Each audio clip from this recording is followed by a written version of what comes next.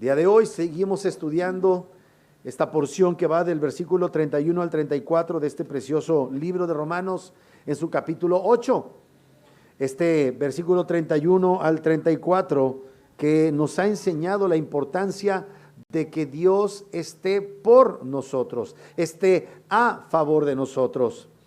Pero el Señor está a favor de nosotros porque es Cristo Jesús el que realizó una obra a favor de nosotros. Porque muchos asumen y piensan que Dios está con ellos por sus grandes cualidades. Algunos hasta se atreven a decir, yo soy consentido de Dios, ¿verdad?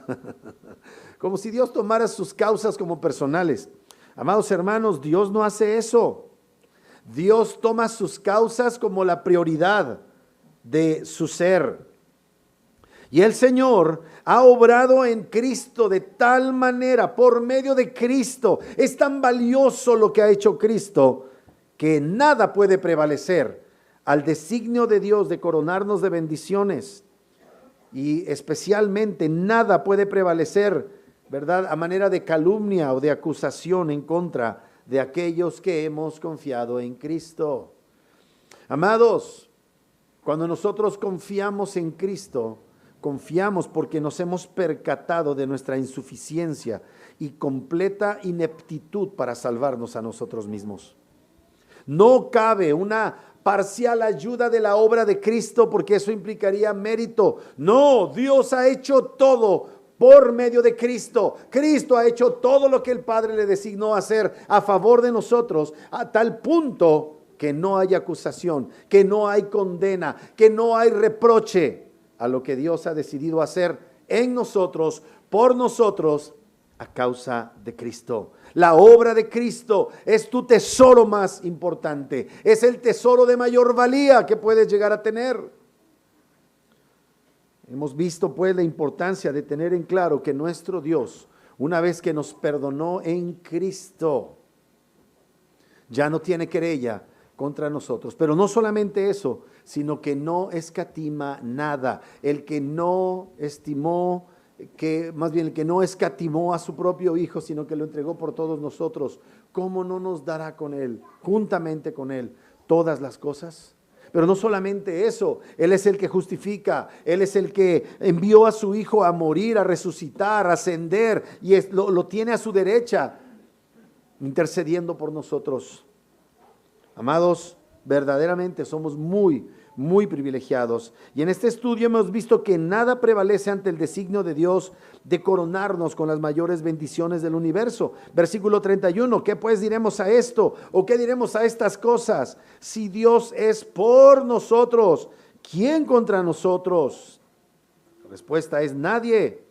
Nadie puede estar en contra de nosotros, nadie puede prevalecer, ni siquiera Satanás, que es padre de mentira, argumentando verdades acerca de nosotros, puede prevalecer porque Cristo recibió la carga de nuestros pecados en esa cruz. Lo segundo que vimos es que ninguna necesidad, presente o futura, prevalece ante el hecho de que Dios entregó nuestra suprema necesidad de salvación por medio de su Hijo. Dios no puede aceptar ser rebasado por nuestras necesidades cuando Él ha resuelto nuestra gran necesidad de redención. Ninguna necesidad presente o futura puede prevalecer ante los designios de Dios de bendecirnos, el Dios que entregó a su Hijo para nuestra redención. Eso lo vimos la última predicación. Dice el versículo 32, el que no escatimó ni a su propio Hijo, sino que lo entregó por todos nosotros, ¿cómo no nos dará también con Él todas las cosas? Dios no se abstuvo de suministrar a su Hijo para un sacrificio expiatorio y vicario por nosotros. Esto significa que no es que seamos tan valiosos, amados hermanos. No se trata de nuestro gran valor, sino de la necesidad de que su justicia fuera satisfecha. ¿Cuántas veces nosotros mismos como humanos, verdad, hemos optado mejor por dejar ya un asunto por la paz, aunque nos sentimos insatisfechos de la supuesta idea de resarcirnos algún daño. ¿Alguna vez te ha pasado eso? Ahí está un dicho, habrá que reza, más vale un buen arreglo que un buen pleito, ¿no? Como dice, así es, ¿no? Y en realidad así es. ¿Cuántos de nosotros hemos recibido supuesta justicia de tribunales humanos y nos sentimos insatisfechos?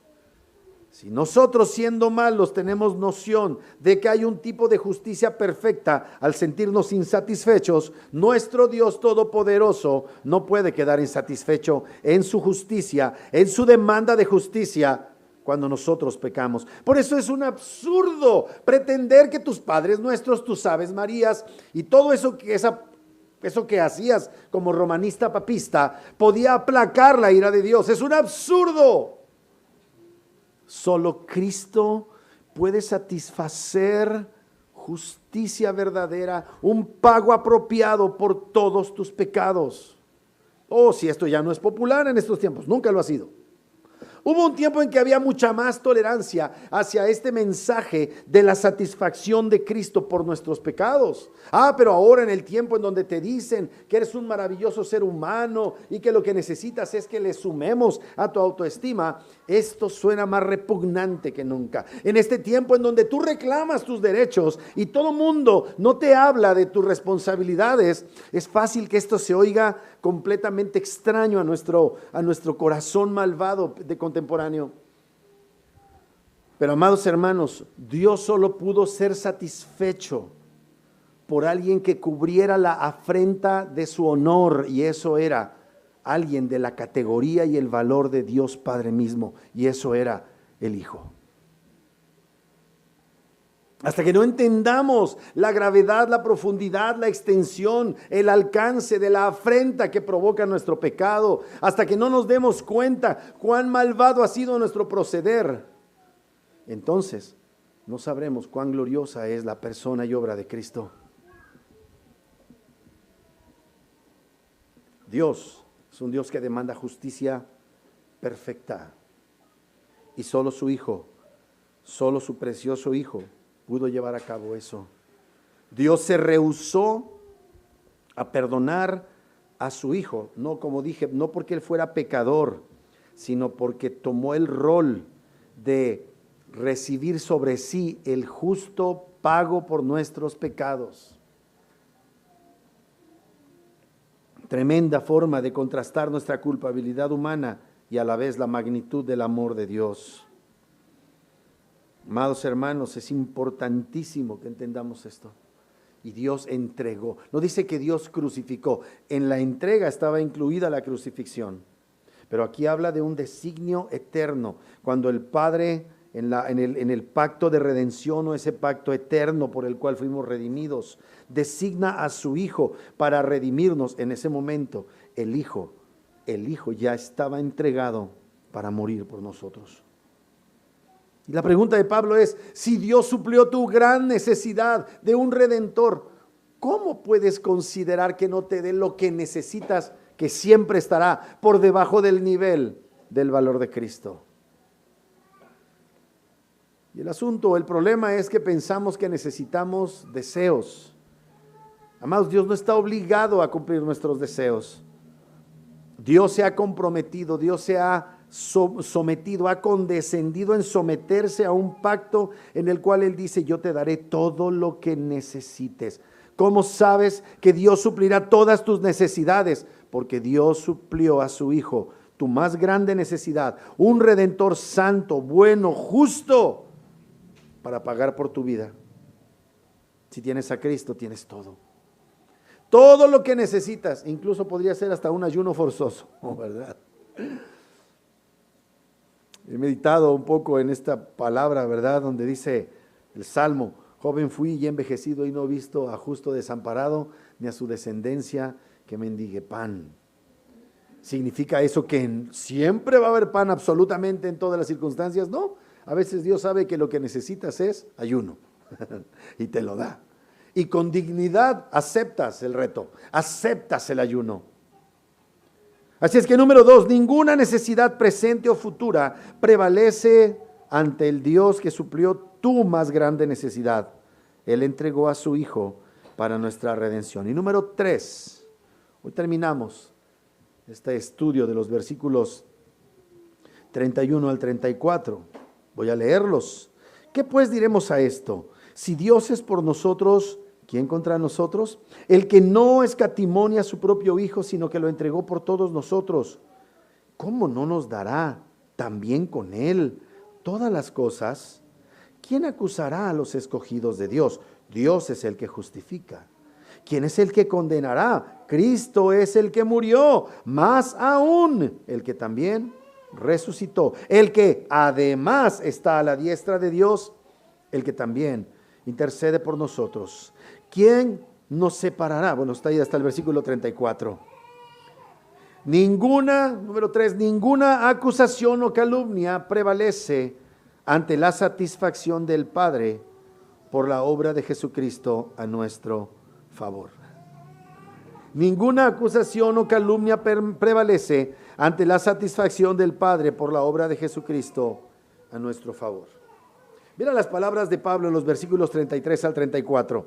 ¿Quién acusará a los escogidos de Dios? Dios es el que justifica. ¿Quién es el que condenará?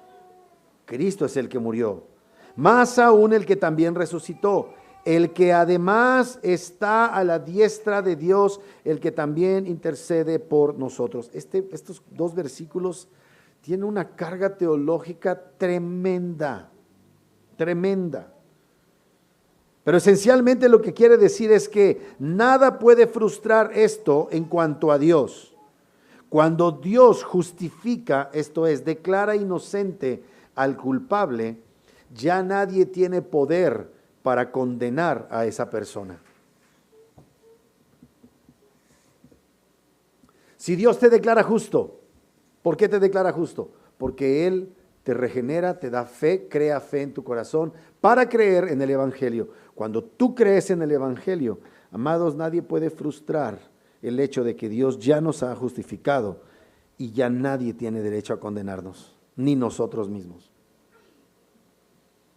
Pero también significa que en relación con Cristo, es decir, su muerte, su resurrección y su intercesión, nadie en contra del hecho de que su muerte, resurrección, ascensión e intercesión garantiza que no seremos separados de Dios. ¿Qué deberíamos temer? Es la pregunta.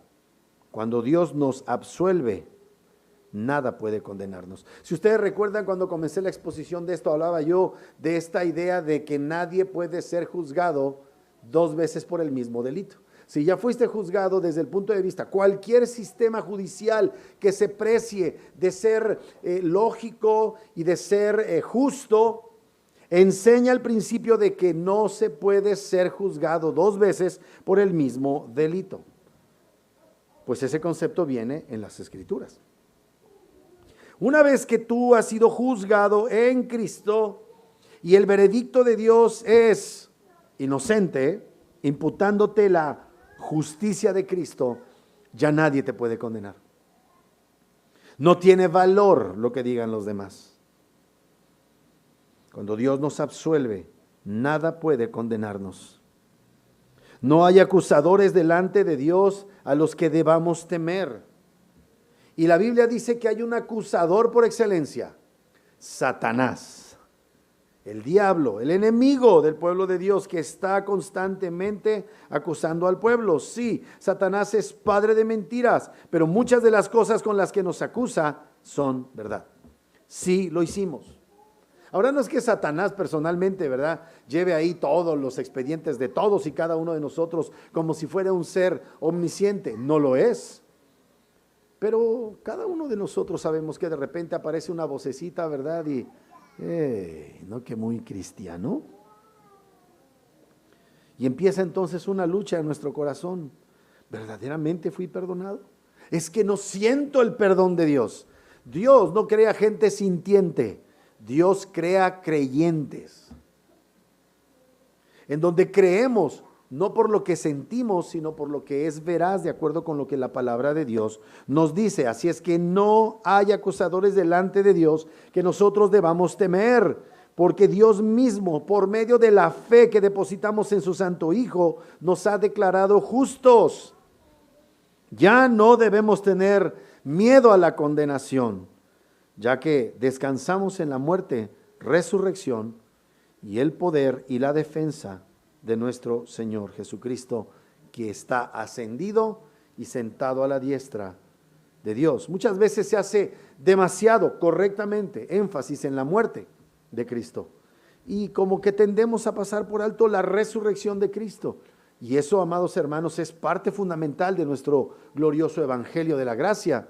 Pero no es suficiente con decir que Jesús resucitó, es necesario reconocer que Él ascendió y que ahora está sentado a la diestra de Dios Padre. Lo que quiero decir es que esta obra de redención en Cristo tiene que ver con la muerte, resurrección, ascensión e intercesión de Cristo por sus escogidos.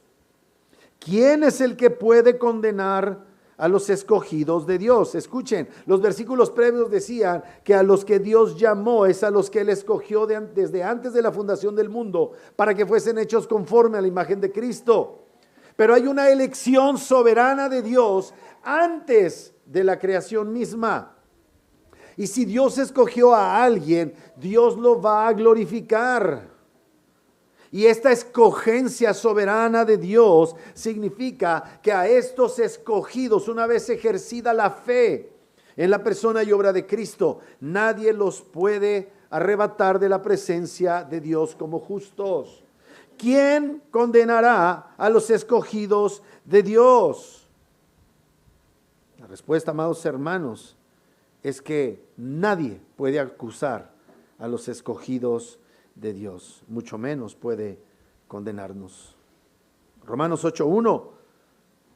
¿Cómo comenzó el capítulo? Después de la agonía de Pablo al exponer su lucha contra el pecado, contra su propia carne, luego de agradecer a Dios por la persona de Cristo, Pablo entra con esta declaración sublime: ahora pues, ninguna condenación hay para los que están en Cristo Jesús, los que no andan conforme a la carne, sino conforme al Espíritu. Ese mismo capítulo 8 nos va a decir que los que están en Cristo Jesús fueron escogidos desde antes de la fundación del mundo para ser hechos a imagen y semejanza de Cristo. Estos llegarán a ser llamados eficazmente. Estos llegarán a ser justificados, santificados y finalmente glorificados. Esto es inseparable una cosa de la otra. Habla de la absoluta, perfecto diseño de Dios para nuestra salvación.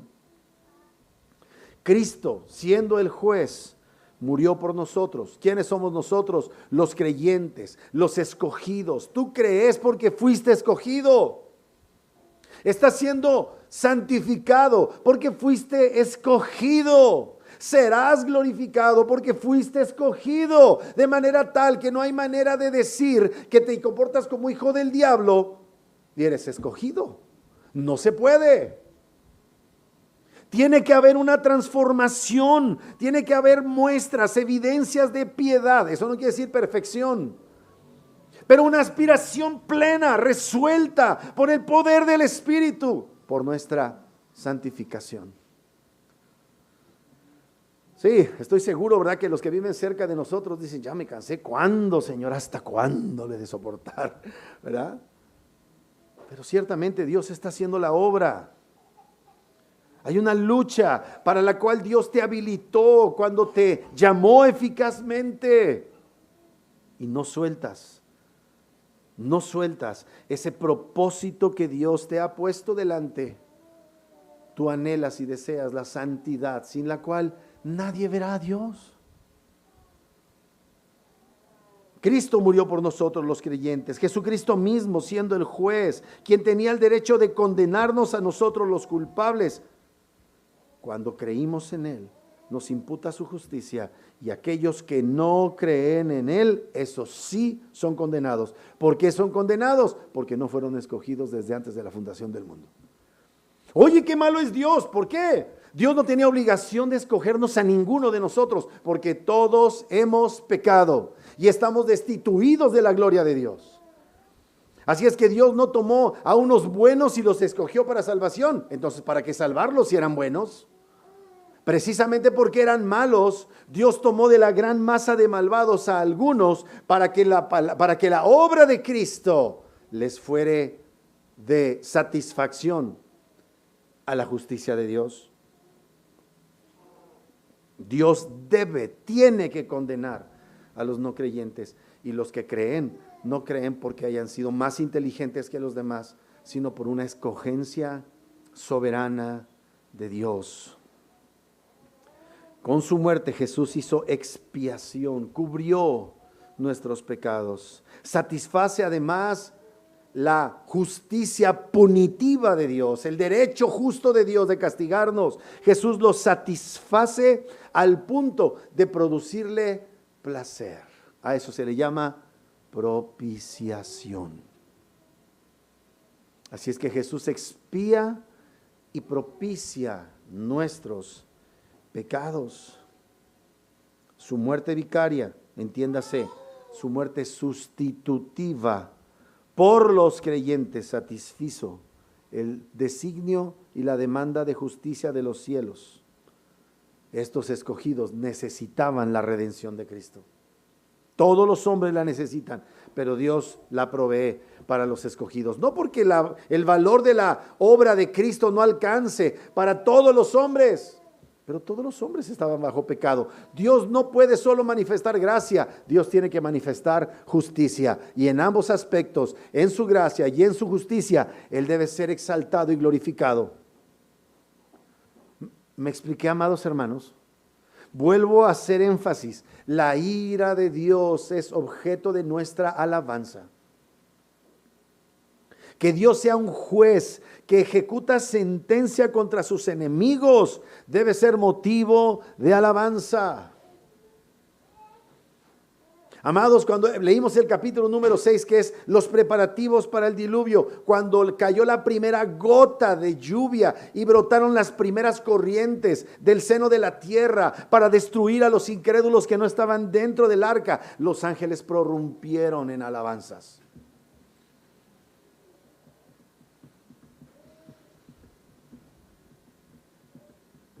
El Padre alabó al Hijo y el Hijo al Padre y el Espíritu al Padre y al Hijo, y así mutuamente.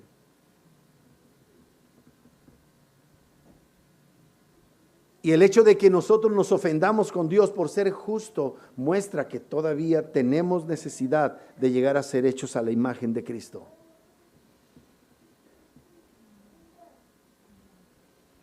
Entonces Cristo hizo expiación y llevó a cabo la propiciación por los pecados de los escogidos, los creyentes, y de ellos los que ya han creído, aquellos que han de creer, pero de los que ya hemos creído hasta este momento, Dios, amados hermanos, recibe la gloria, porque ellos no quedaron impunes, ellos no quedaron sin castigo. Jesús recibió el castigo de ellos.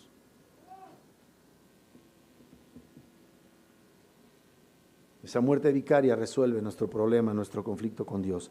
¿Qué debemos hacer entonces ante el conocimiento de esto? Tomar de ese conocimiento satisfacción para nuestro corazón y para nuestra conciencia como pecadores creyentes que vivimos todavía aquí en la tierra. Cuando tú le pides perdón a Dios, aunque te sigas sintiendo miserable, y qué bueno que te sientas miserable, eso no cambia la realidad, has sido perdonado. Pero es necesario que haya una conciencia que se alarme, una conciencia que se vuelva, como dijéramos, un sensor de que lo que hicimos es grave. ¿Me explico? Pero eso no determina tu perdón. Tú has creído en Cristo, entonces tú has sido perdonado. Puede que tu esposo siga de resentido. No hablo de las esposas porque damos por descontado que son resentidas, ¿verdad? Amados, como se sientan en relación contigo, no cambia las cosas. Como te sientas tú en relación contigo, no cambia las cosas. Has sido perdonado. Pero precisamente esa angustia por haber pecado es un buen indicio, pero no el definitivo. porque es necesario que te des cuenta de la gravedad de lo que has hecho. Y hablo esto a manera de testimonio, no porque yo no lo haga o no porque yo no lo sienta.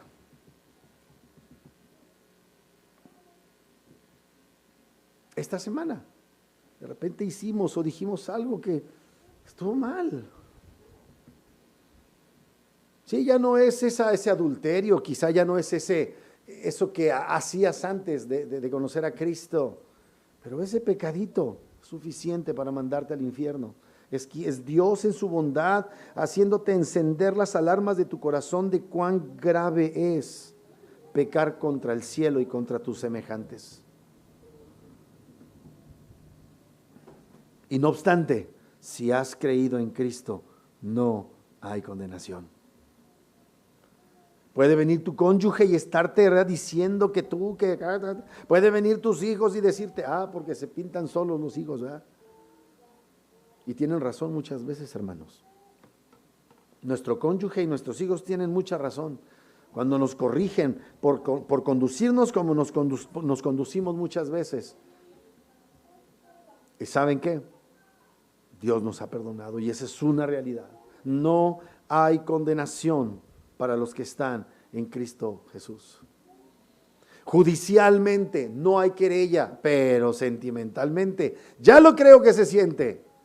¿Y qué tenemos que hacer? Tomar esa certeza de la palabra y aquietar nuestra alma y aquietar nuestras emociones y descansar en Dios, pero cambiar. Muchos se la pasan viviendo en lo que llaman atrición. Hay unas guerras de atrición que les llaman y que son guerras de desgaste, ¿verdad? Cuando dos países beligerantes, dos países enfrentados en guerra, entran en la guerra de desgaste, es terrible porque empieza a haber muertes y recursos materiales y ninguno avanza. Fue lo que le pasó a los Estados Unidos en la guerra de Vietnam. Entraron en esa guerra de desgaste y sí, mataban más vietnamitas, pero esos poquitos relativamente gringos que se morían provocaban un desgaste terrible en los territorios de Estados Unidos, al punto de que Estados Unidos perdió la guerra en la opinión pública, aunque la estaba ganando desde el punto de vista militar. Qué tremendo es eso. Cuando entramos en esta vida, ¿verdad?, de atrición, y muchos piensan que estarse sintiendo mal es suficiente y no cambian. Es necesario cambiar.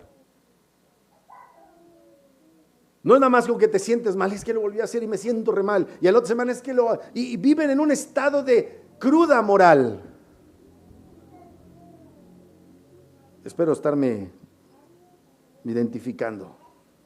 Y no cambias. ¿Por qué? Porque necesitas entender que no se trata de tu atrición, de tu culpabilidad, de tus sentimientos, sino de la obra de Cristo. Dios ya te perdonó. Echa mano de la vida eterna, toma la obra de Cristo, pide perdón y sigue adelante. ¿Cuántas veces como hijos nosotros a nuestros padres, les dábamos, hacían una torpeza a nuestros padres y nosotros tomábamos la torpeza y el pecado de nuestros padres para desacreditarles cuando llamaban la atención a un pecado nuestro y los queríamos invalidar en su autoridad, diciendo tú haces lo mismo? Amados, los padres andamos por la fe creyéndole a Dios lo que dice su palabra, no en nuestra autoridad y desempeño, que debería ser acorde con la palabra. Pero a veces ya no se trata de nosotros con nuestro desempeño. Tenemos que oponernos al pecado de nuestros hijos porque Dios lo manda. Y si te reprochan que has fallado, pide perdón, humíllate, cambia de conducta y sigue haciéndolo. Pero para eso necesitas abrazarte, aferrarte a la realidad de que no hay condenación para los que están en Cristo Jesús. La pregunta es, ¿estás en Cristo Jesús? ¿Qué te lo garantiza? La fe, no tus sentimientos, no tu desempeño, la certeza. Y en esa certeza está el poder para que por el poder del Espíritu Santo y de la palabra vayamos corrigiendo esas cosas horribles que hacemos. Pero me siento culpable, porque eres culpable. Por eso. No entres en esta guerra de desgaste con tus sentimientos. Deja de comportarte con esta actitud de me siento mal y eso es suficiente. Eso no satisface a Dios. Dios no está esperando que te sientas tan mal que cambies de proceder. No, Dios dice, confía en mi Hijo, echa mano de la vida eterna. ¿Quién es el que condenará? La respuesta es nadie. Ya Dios no te condena. ¿Por qué? Porque has creído en Cristo. ¿Quién es el que condenará? Cristo es el que murió. ¿Qué está haciendo Pablo aquí? Desafiando al mundo. No, pero esos cristianos, ¿verdad? Mira, era un borracho, era un mujeriego, era un centurión romano y era un sanguinario, pero creyó en Cristo. Que nuestra conciencia, que nuestro razonamiento carnal, que la ley o el mismo pecado y que Satanás, amados, no haga mella en contra de nosotros. Nuestros sentimientos no pueden satisfacer la demanda de justicia de Dios. Necesitamos a Cristo. Cristo satisface la justicia de su Padre. ¿Quién pues es el que condenará? Cristo es el que murió. Más aún, dice después, el que también resucitó, el que además está a la diestra de Dios, el que también intercede por nosotros. Esto es el glorioso evangelio. Un Cristo que no solo murió, un Cristo que resucitó, un Cristo que ascendió, que ha sido aprobado, está en el lugar de honor del Padre y que intercede por sus escogidos que han creído y por los escogidos que creerán. Y eso es tremendo. Por eso la resurrección es tan importante, no nada más la muerte, es la resurrección de Cristo que tiene una tremenda influencia en nuestra justificación. Esta es la muestra palmaria, su resurrección es la muestra palmaria clara de la aprobación de Dios a la obra de su Hijo amado. Por eso desde el principio, en de los primeros versículos, dice que conforme a la carne era descendiente de David, pero que por el Espíritu de santidad fue declarado el Hijo de Dios por la resurrección. Romanos 4:22, miren cómo lo dice. Romanos 4:22, por lo cual también su fe, la de Abraham, por lo cual también su fe le fue contada por justicia.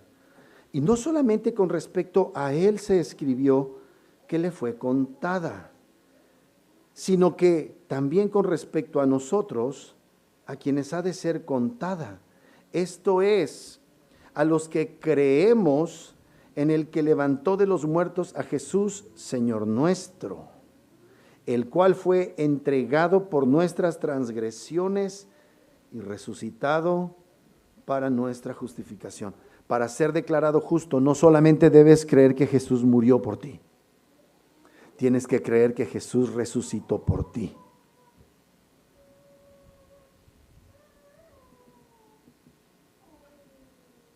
Pablo nos dice que Jesús fue entregado, como dije, en lugar de crucificado. Y esto apunta a la eternidad en el consejo predeterminado de la Santísima Trinidad para nuestra salvación. En Hechos 2:23 se habla de cuando Pedro está predicándole a la multitud allá en el templo, desciende el Espíritu Santo y Pedro comienza a hacer una exposición del Evangelio tremenda. Y entonces al comenzar a cerrar ese sermón, el hermano Pedro presenta este argumento, versículo 23 de Hechos 2, a refiriéndose a Jesús, mira cómo dice, entregado por el determinado consejo. O sea, aquí la palabra es tremenda, determinado consejo es redundante, es un pleonasmo. Aquí la palabra consejo no se refiere a yo te sugiero, no. Aquí la palabra consejo es una resolución decretativa, el decreto de Dios. Así que determinado el decreto y el anticipado conocimiento de Dios, tomaste a Cristo, lo prendisteis y lo matasteis por mano de inicuos, crucificándole. En otras palabras, Dios había diseñado que esos judíos de esa generación, los fariseos, los saduceos, los escribas, los herodianos, esas personas se coludieran para entregar a Cristo a la cruz por mano de Pilato, y esos centuriones estaba escrito que serían los que lo matarían y que Judas Iscariote sería el que entregara a nuestro Señor Jesucristo. Nacieron para eso.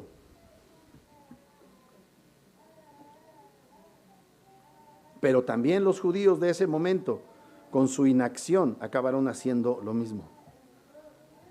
Pero todos los hombres, si hemos pecado, estamos en la situación de ellos. Nuestras ofensas, amados hermanos, deben ser expiadas por Jesús.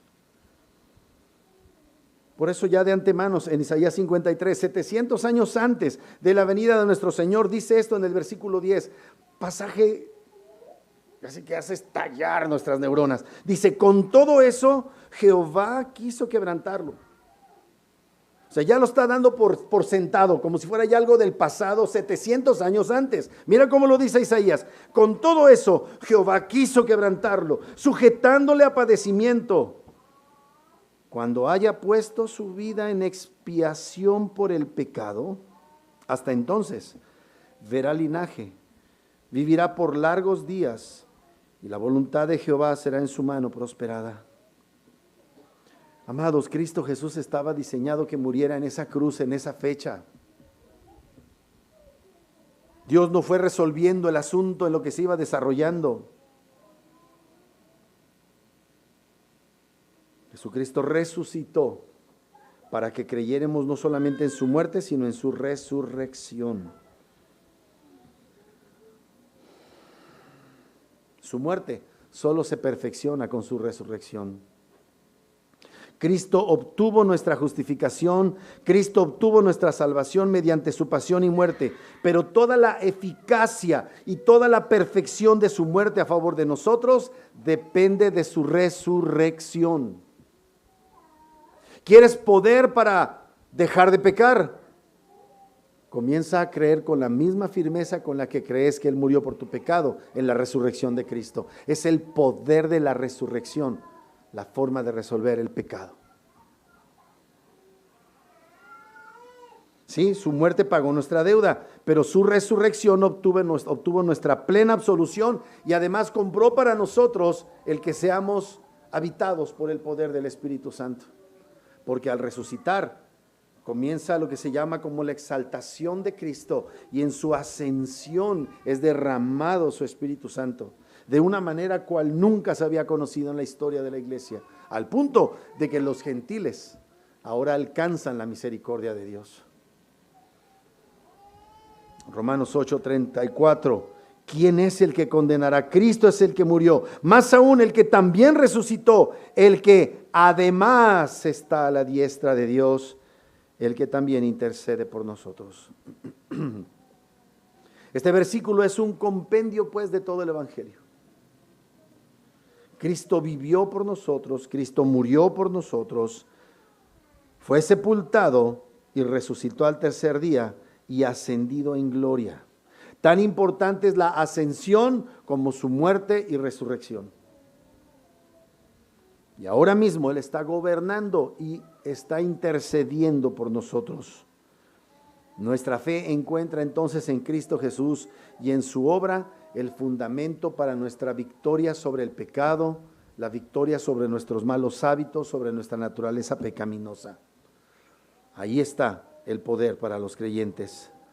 No solamente murió por mí, sino que resucitó por mí y está ascendido por mí. Por eso la Biblia dice que nosotros ya estamos sentados en los lugares celestiales con Cristo. Ya desde el punto de vista de la eternidad está garantizado que estaremos sentados a la diestra de Dios con Cristo. Ahí estamos ya representados, se va a cumplir, seremos santificados, aunque aquí en la tierra estamos en una lucha a muerte contra el pecado. Espera lucha contra el pecado, pero luchas. No dices, bueno, pues ya, Dios sabe. Bueno, pues ya, ¿qué le hago? Así soy yo, así nací y así me moriré, como decía el filósofo José Sosa. Está garantizado. Pero tú necesitas saberlo y abrazarlo. Y ahora vivir conforme a esta bendita fe. No confíes en ti. No prometas voy a cambiar. Depende de Cristo. Abraza a Cristo. Hazlo tuyo. Y ve y arrepiéntete delante de Dios. Siéntete miserable porque, pues sí, somos miserables. Pero a la vez enriquecidos. Aplicación práctica. Número 1. Confía Confía en la declaración de justicia que obtuviste de Dios al creer en Cristo Jesús. Ya te he explicado, ¿verdad?, que toda la idea de justificación en el libro de Romanos es que estamos en un tribunal y en ese tribunal hay un juez y hay un defensor y hay un acusador y están nosotros que somos los acusados. Y nosotros que estamos como acusados decimos culpable, pero yo he creído en Cristo. Y entonces Dios toma su martillo de juez y dice, ¡pah!, inocente. No confíes en tus sentimientos, no confíes en tus razonamientos, créele a Dios. Saber que somos justificados por Dios nos brinda profunda seguridad. Esta es una tremenda ayuda para enfrentar el sentimiento de culpabilidad, ese sentimiento de condenación que nos abruma por nuestros pecados pasados.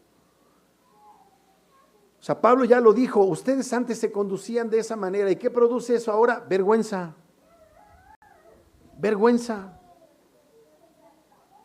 O sea, una de las evidencias de que has sido justificado es que no te andas regodeando en los recuerdos de cena de compañeros de generación. Te da vergüenza. Mejor platiquemos de otras cosas, ¿no? Pero no hay tan todos, ¿verdad? Les encanta estar en las cenas. Ya creo que ya no tanto. Cuando salió el Facebook todos se juntaban, ¿verdad? Y pues ya nada más se juntaban, y cada que se juntaban era lo mismo, acordarse de las mismas tonterías de jóvenes. Hasta que se chocaron. A mí me choca eso. Me da vergüenza. Me da mucha vergüenza. ¿A ti no te da vergüenza? ¿Cuál es el fruto de esas cosas vergonzosas que hacíamos? Muerte. Muerte. Ahora somos aceptados en Cristo. El día de hoy, tan aceptos como lo fuimos el día que creímos. Número 2, profundiza tu confianza en la justificación por medio de la fe. ¿Para qué? Para que seas más fuerte ante la crítica. El hecho de que vayamos avanzando progresivamente en la fe hace que vayamos obteniendo mayor confianza en Dios y Él nos ayuda para enfrentar la crítica de los demás.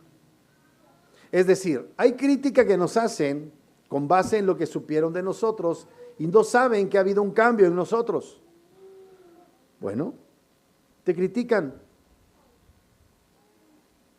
Es que sí hice esas cosas. Había razón de que me criticaran, pero todavía hay cosas que hacen por las cuales te critican. Número 1, eso no es la calificación de Dios, esa es la opinión de las demás personas. Pero número 3, cabe la posibilidad de que la crítica sea fundada, cambia. ¿Me explico? O sea, mucha de la crítica es porque seguimos haciendo las cosas que sabemos que no deberíamos hacer. Acéptala y cambia. Pero está confiado en la justificación por medio de la fe. No vivas por tus sentimientos. Te critican, acepta la crítica. Hay muchas cosas que hacemos en este momento que no solamente son criticables, son pecaminosas, son inapropiadas y deben ser corregidas. Dios puede usar esa crítica para que adquieras madurez y sabiduría, para que crezcas. Pero muchos dicen, no, yo que ya... Y por eso muchos no me han invitado a su casa, ¿verdad? Para que no vea cómo viven. Pero yo no soy juez de cómo vivas. Y si hay algo que criticar, te lo voy a decir, pero estoy abierto a que me digas. Cuando yo abro el canal para decirte esto es criticable en ti, estoy abriendo el canal para que digas, y esto es criticable en ti. Y como los mexicanos típicos dicen, ay no, pero yo para no meterme en problemas mejor no digo nada. Eso es cobardía. Eso no es proceder de un ciudadano del reino de los cielos. El ciudadano del reino de los cielos expone el pecho para recibir a veces heridas porque merece ser reprendido. Necesita la reprensión. Y para eso están los hermanos que se supone que le aman. Pero si tu afán a la hora de tratar una cosa criticable en tu hermano es destruirlo, entonces el que debe juzgar su proceder eres tú. Número 3, aprende a vivir tu vida presente sin estar atado al pasado. La mayoría de nuestros problemas matrimoniales son porque estamos atados al pasado. Es que tú hiciste, es que tú me dijiste. La ventaja o desventaja de los hombres, estamos bien olvidadizos, ¿verdad? Hacemos barbaridades y a las 2 horas se nos olvidó que hicimos barbaridades. Pero también cuando nos hacen algo, no todos, pero muchos, se nos olvida ya. El problema es que como no lo resolvemos, nos volvemos reactivos y tenemos una actitud a la defensiva todos. Quizá no lo decimos, pero estamos acumule y acumule por no tratar el problema en el momento. Acumulamos y acumulamos amarguras, problemas, resentimientos que al rato van a salir en forma de actitudes. Pero la verdad es que debemos aprender a vivir sin estar atados al pasado. Dios paulativamente nos va librando del sentido de la condena. Hay pecados que yo cometí antes de conocer a mi Señor que cómo me causaban ansiedad, aún siendo cristiano. Y al pasar el tiempo Dios me ha ayudado a librar la lucha contra esos sentimientos. Encontramos a un Pablo diciendo: yo fui perseguidor de la iglesia. Si nada más guardó ropa, ¿no? Él nada más dijo: aquí póngame la ropita, ahora yo aquí les cuido sus tiliches mientras lo matan a pedradas. Y no obstante nunca lo superó. En el sentido de, siempre se acordaba y había dolor, pero una cosa hacía, extendiéndose a lo que estaba por delante.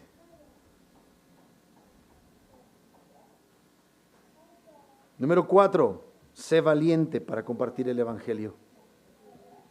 Sé valiente para compartir el evangelio. La eficacia del evangelio no depende de que te sientas librado de culpabilidades. La Biblia dice: porque no me avergüenzo del evangelio, que es poder de Dios. Pablo tenía razones de avergonzarse él mismo, pero no del evangelio.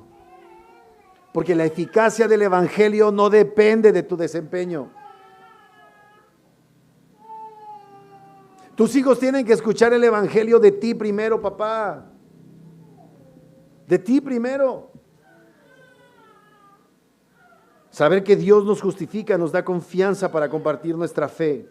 Así es que de aquí en adelante testifica a Cristo. No pongas énfasis en tu testimonio, porque si lo haces en que es que Cristo hizo no sé qué, y la gente dice: pues sí, pero sigue siendo grosero, pues sí, pero sigue siendo mal hablado, pues sí, pero...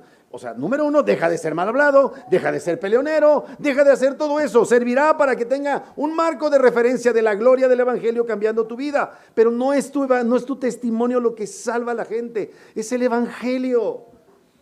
Y por supuesto Dios puede usar ese sentimiento de: pero ¿cómo le predico el evangelio si yo sigo todavía haciendo lo que no debo?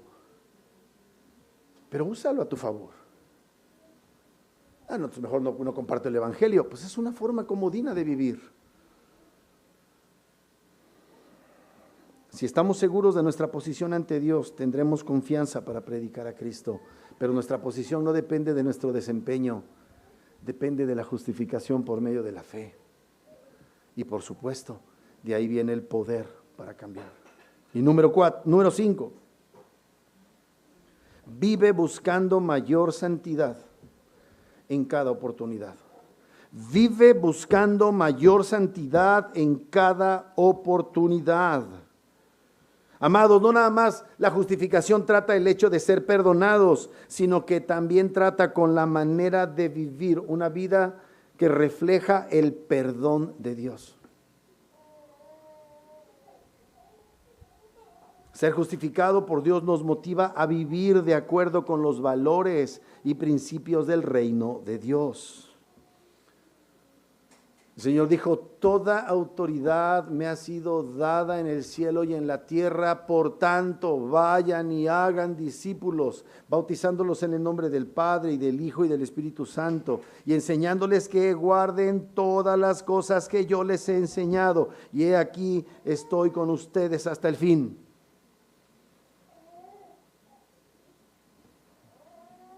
Si dices que has creído el evangelio y has sido justificado, entonces viene el proceso de santificación. Ese sí es un proceso y te va a llevar toda la vida.